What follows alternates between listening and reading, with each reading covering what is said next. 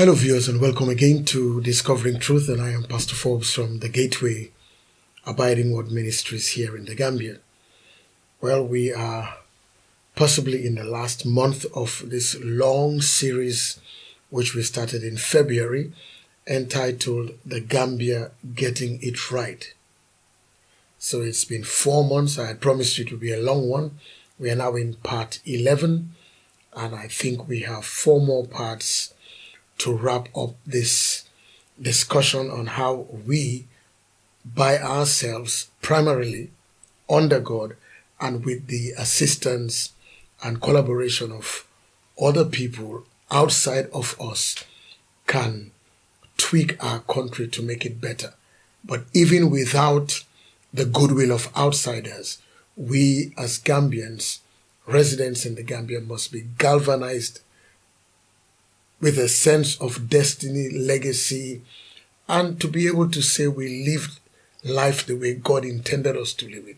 We must be pushed to put everything possible, bring all our energies together to make this country become a great country. So in my part 11, which is piggybacking on part 10, I will want to go further. You remember maybe 5 episodes ago, I said that there are 4 words we would have to interact with and challenge, and if you like, bring the elephant into the room, because these 4 words in many ways describe the challenge to the levels and the kinds of progress that we all desire and yearn for, even our children.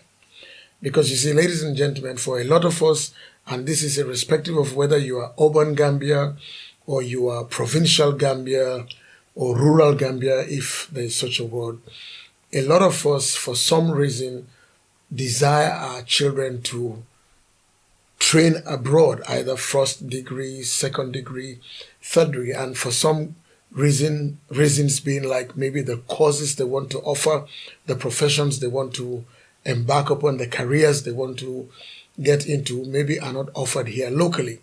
So we do our best. We take bank loans, we put our title deeds down, we sell lands, we sell cattle, we do so many things. Families put hands together, maybe with a little grant here and there for our children to go abroad. And after some time, it's as if there is a disconnect. They do not want to come home until they are probably retired, by which time their functional strength and intelligence acumen has been sowed and invested into other jurisdictions and places whereas it could have been here.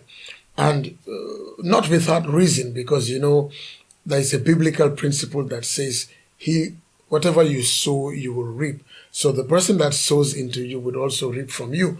So if I am trained abroad, chances are there is an affiliation, especially in my critical thinking lifespan and the opportunities that I see outside, which are not readily present here without my having connections and one uncle there and one auntie there, or the unfortunate tribal religious connection. People stay away. And therefore, it's almost as if we are breeding grounds and breeding machines for the development of other jurisdictions, nations, and continents.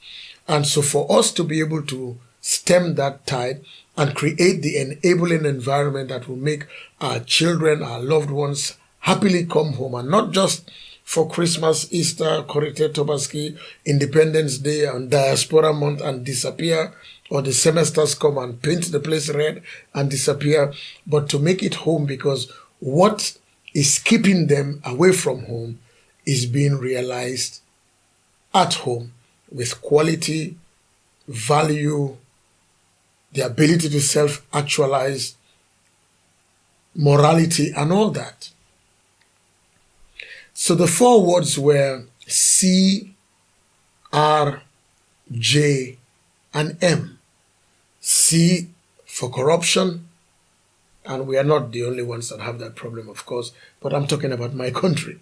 It's corruption, R for religion or religious bigotry, J for jealousy, and M for the Arabic word maslaha, which has its own Gambian connotation, where everything seems to happen, all is well, no accountability, we just move on, almost like a ship on autopilot.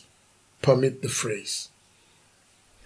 Now, somebody may quickly say, Pastor Forbes, these 4 words are not unique and exclusive to the Gambia. Yes, and again I say, I am talking about my own country. Because I believe, like I know you do, that if these 4 things are nipped in the bud for our size, which I will always continue to say is our advantage. I think in the last 2 or 3 episodes I talked about how amongst the 10 most powerful international traveling passports on the African continent, 4 out of the 10 countries, or 5, are small countries like Botswana, Namibia, Lesotho. There's an advantage with the smallness, and we should really key into that advantage, and rather than talking about the disadvantage, because wherever there is a disadvantage, there's an equal opportunity for an advantage and progress. And so if we are able to handle corruption, handle religious bigotry, handle jealousy, because in a small country, everybody knows everybody, so jealousy becomes a high problem. And then, of course, maslaha, the same thing. Everybody knows everybody, so, as it were, let sleeping dogs lie. We've talked about corruption. We started talking about religious bigotry, particularly with religious intolerance. And if you remember last week, I said that I would propose, and I would even strongly go to say that rather than the word tolerance, which I know is a global phrase, religious tolerance, you'll have logos that have a cross, a crescent, and this and that and that. But when we interrogate the word tolerance deeply, we see what it means. It means I just tolerate you, I just let you be, but I really don't agree with you. So intolerance becomes a problem. Tolerance is not the word we should use. We should cruise from tolerance to accommodation and acceptance. And maybe I should boldly say acceptance without prejudice. Because you see, we are all never going to be the same. As a friend of mine said recently in a television discussion, that even twins, identical twins, one egg that's fertilized by one sperm and it splits in 2, even those identical twins turn out different. As do fraternal twins, of course. And so that is why we have to accept each other. We have to make room for each other, but not making room from the place of ownership, because that is what breeds the intolerance, because it's bigotry. We own. You, the Lahajal, we make space for you. As I said in Aku, we said, we catch you. So take your time. Don't start unpacking all your luggage. We just gave you space. No. Because, ladies and gentlemen, your oxygen is not a function of my strength. My breathing is not a function of how strong you are. We all wake up and sleep every day by the grace, the goodness, the provision, the protection, and the mercy of God. And sometimes when you think you're so big and great, suddenly you discover that all men are men. Not too long ago, about a month ago, I attended a memorial service in which the religious leader was saying that he had the opportunity of standing over somebody who was very powerful and he could breathe fire and brimstone anywhere. And he died. And this religious leader said he shook his head when he looked at the corpse lying there and asked himself, where is all the power? Where is all the fire? Ladies and gentlemen, at that point, anything can be done to that corpse. It will not respond. So we must really be humble, accommodating, understanding, and accepting if we are going to get it right as a country. And so, one big word, ladies and gentlemen, that should let us dispel, disperse, pulverize, break, and make of non-effect religious intolerance and bigotry is how we push for peace, cohesion, togetherness, and oneness, which we have been known for as a country. The Gambia has been known as one of the most peaceful nations in the world. Again, here lies one of our strengths, because people who relocate to this country, there are people. Recently, there was presidential elections in one of our sister countries, and residents of that country who had lived here before, I am reliably told, relocated for the period. Why? Because we know Gambia. Gambia is safe. Gambia is peaceful. And ladies and gentlemen, the day that people who have run into our country for shelter and peace from wars, from civil strife, from religious bigotry, from all that, begin to notice that what they ran away from is beginning to rear its ugly head here. Two things. One, they go back home, but before they go back home, a lot of them start warning us. Be careful. We have seen this thing before. We know where it is going to. Just look at our country. Look at country X. Look at country Y. And that's why there are two amongst many verses in the Bible that talk about praying for peace, praying for the peace of where we live, because in that place's peace, so will we also have peace and prosperity. Ladies and gentlemen, think about the depth of the wisdom of God in that. Pray for the peace of the place where you live, because in that place's peace, you will also have peace. My dear friends, you can have billions, be listed on the Forbes list of billionaires. You can have 37 PhDs, doctorates, and be listed in the world's who's who, or the Gambia's who's who. But if the country in which you want to invest your billions in and live the life of a billionaire and actualize your 27 PhDs with research and all that, if that environment is not peaceful and stable, there's nothing that's going to work for you. And if the entire world is like that, your billions will never help you. Your academic acumen will not help you. Peace is a non-negotiable qualitative characteristic for national development, global development, advancement, and anything. So when a businessman is coming, or a businesswoman, when people want to do something, investors, one of the first things they want to ask, how peaceful is the place?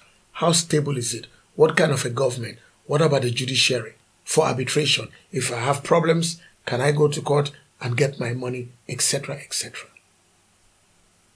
And for the size of our country, like some of the islands of the seas in the Caribbean and off UK and some of those islands, what they enjoy is what we can be enjoying here. And ladies and gentlemen, the trajectory of continued peace into progress and prosperity must never elude us. We must not bring our nation to the brink and then wonder why. So we must pray for the peace of our country and have that understanding, regardless where we are on the spectrum, that in its peace, we will have peace. If it has no peace, there is no way you will have peace. You know, I think somebody sang the song Sweet Mother, and I think for us, the Creole, we have it, that the child that says his or her mother will not sleep, he himself will not sleep. So if he wants sleep, let his mother sleep. If she wants peaceful sleep, let the mother sleep. Because if you keep the mother awake, you will not sleep. What am I saying?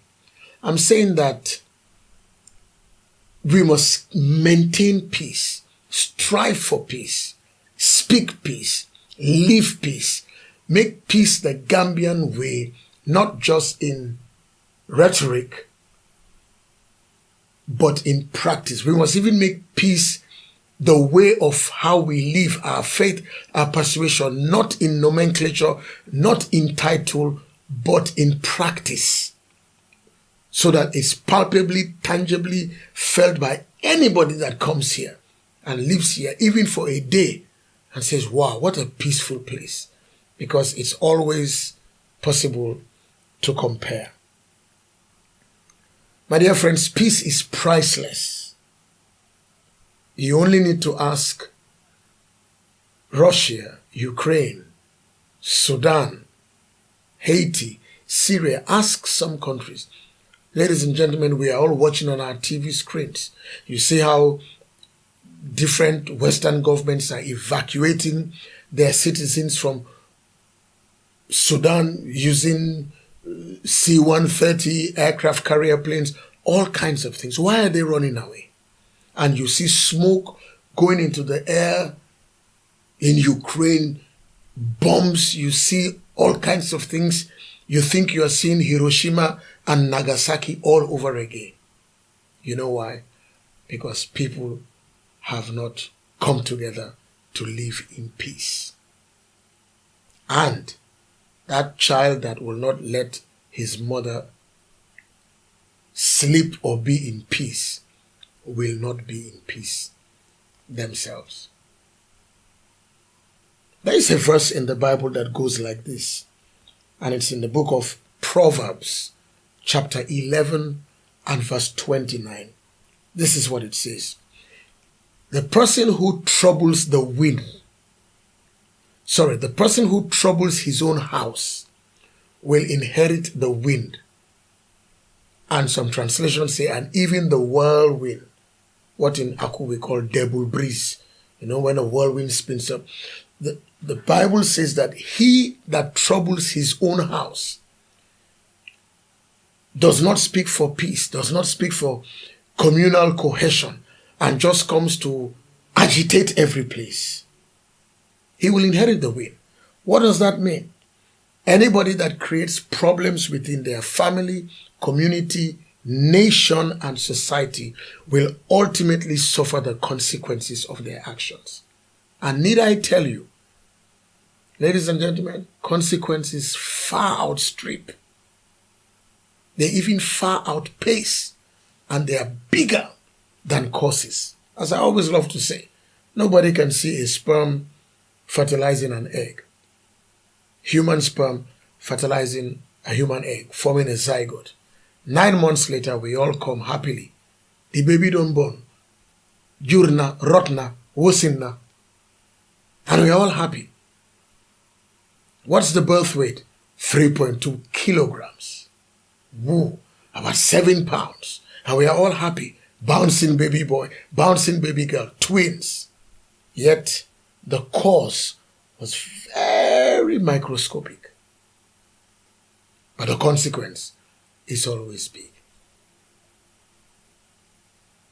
I think Isaac Newton said it in one of his laws of motion, that once there is an action, there is going to be a reaction. In fact, in motion, he says there is an equal and opposite reaction. It's cause and consequence. And because I can never be sure, nobody can tell you what consequences are going to be like. Nobody. And that is why one of the greatest ways to maintain peace is what the Lord Jesus Christ taught. If somebody makes the mistake of slapping you, turn the other cheek. People have misunderstood that to mean that, oh, you are a coward, you are intimidated. No. Think of it the other way. Here I am, 89 kilograms, 5'7", 59 years old, and you come and slap me. And I don't slap you back. You know what that means? It means you must always be on your lookout. You must always look over your shoulder because I owe you a slap. And you don't know when, where, and how it will come. So if I take it, it's not a question of me being weak or timid or unable. It's just that I decide to stand on the side of peace. And therefore, taking advantage will never help. Because if you trouble your house, you will inherit the whirlwind. A king was boasting to another king in the Bible way back and was making noise that he was going to kill him and, doing psychological warfare. In the book of 1 Kings and chapter 20. You should write these things down so that you can read them. 1 Kings chapter 20. The king told him this, and I quote, "Let not he who is taking his sword to fight boast as he who has already used it and kept it." You say, what does that mean? The difference here is that one is about to fight, trying to fight. The other one has already done it, been there, knows all the possible outcomes and consequences. And that other one is warning you that don't boast because you don't know outcomes. You don't know consequences. You don't know how it will end. Ladies and gentlemen, last year we woke up and we were told there was going to be a special operation from one country to another country. That special operation is still on, almost into a full-blown war, involving all kinds of nations. I'm sure to the shock of the one who started the special operation. You can slap me. You don't know when, where, how I will respond. You can make a cause. You don't know the consequence. One night, unbridled passion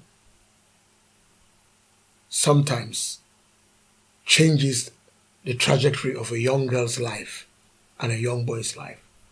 And it's from there that we start having all these things to help teenage pregnancy and this and that and all the abortion issues.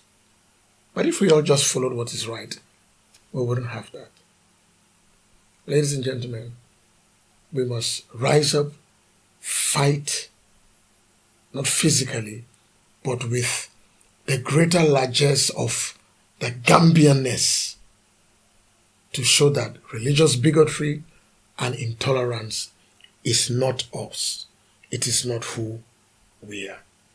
Because you see, intolerance breeds, first of all, let me say this, intolerance speaks of ingratitude. Because a lot of people that are intolerant forget that people tolerated them earlier on. You see, for you to come and say something is bad, sometimes when you look back, that thing helped you.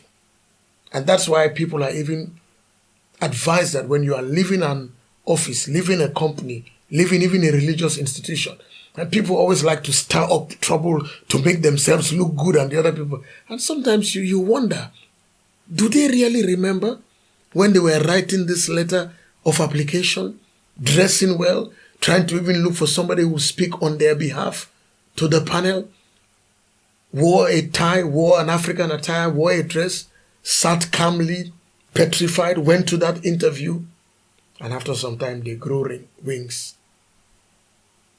That chair you sit on, somebody sat there before you. This thing you are intolerant on and you say, Domako, I'm doing coffee deaf. If somebody had done that to you, where would you have been today? So intolerance is ingratitude. it is also selfishness. Intolerance is small-mindedness, and it is evil. As I've always said, ladies and gentlemen, and we know this for a fact, if there are two candlesticks here that are lit with their flames, and this candlestick does not like this candlestick, and this candlestick is intolerant of the light of this candlestick, and switches this one's light off, does that make this any brighter? No. Whatever shadow and darkness this one was dispelling will come back again.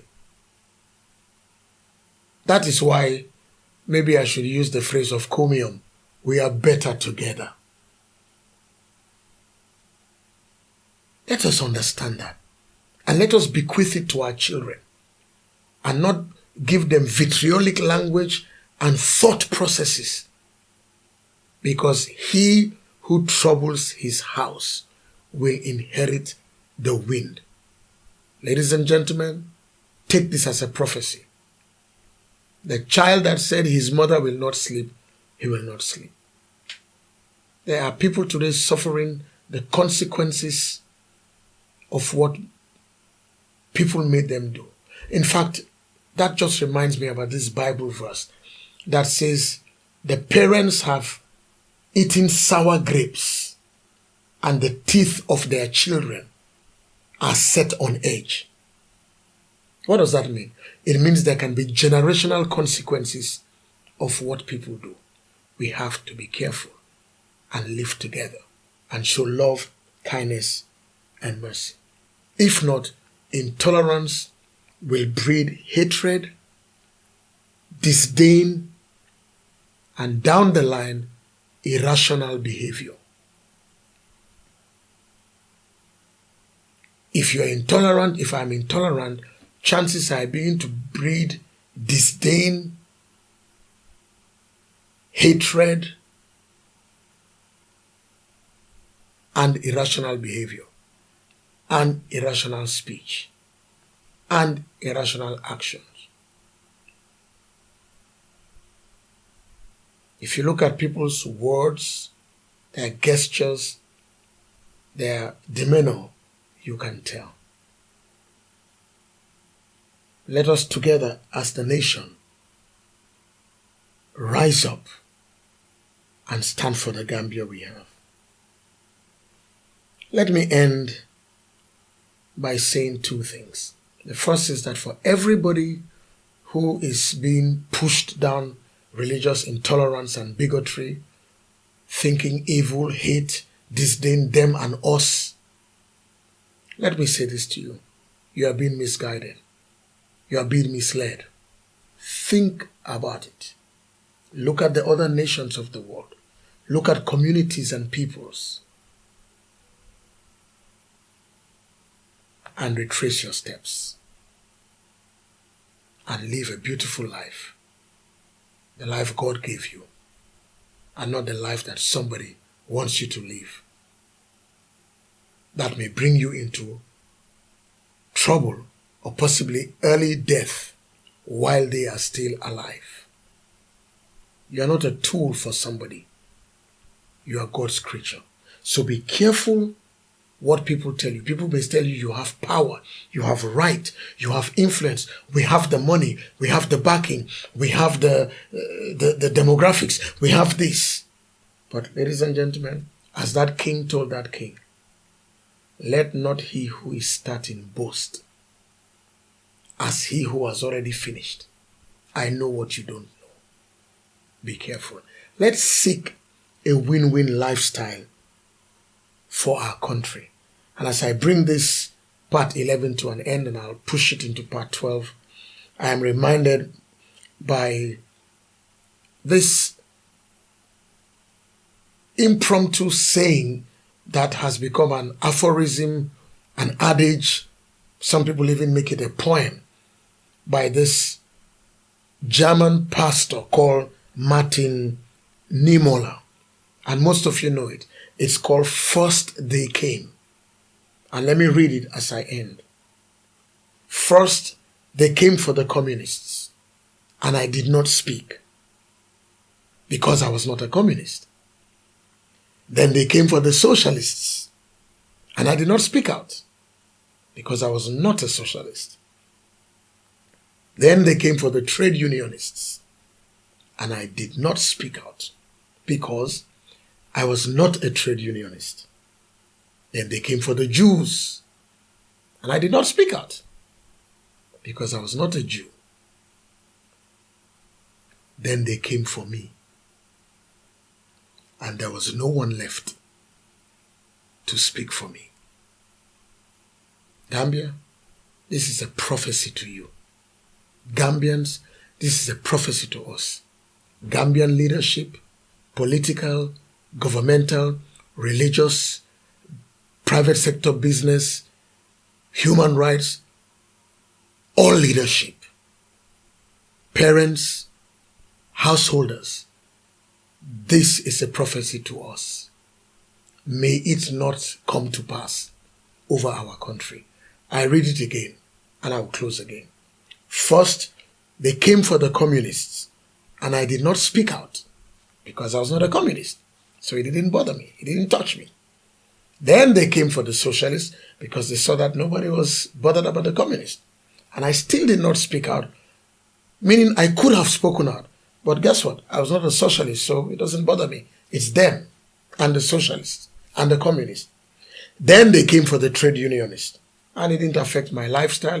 It didn't affect where I lived. It didn't affect my traveling. It didn't affect my investment.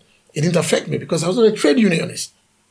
Then they came for the Jews. I said, the Jews, let them kill them. Let Hitler wipe them out. After all, I'm not a Jew. Then they came for me. And I looked around to look for who would help me. There was nobody left because they had finished the communists, finished the socialists, finished the trade unions, finished the Jews, and there was nobody left to speak out for me. Let's rise up and speak now and show the greater force of the Gambian goodwill and strength and keep our nation as God gave it to us. Until I come your way next week, by the grace of God, may God keep this country and may we be ever true to it as we pray to our great God of nations. Have a good day.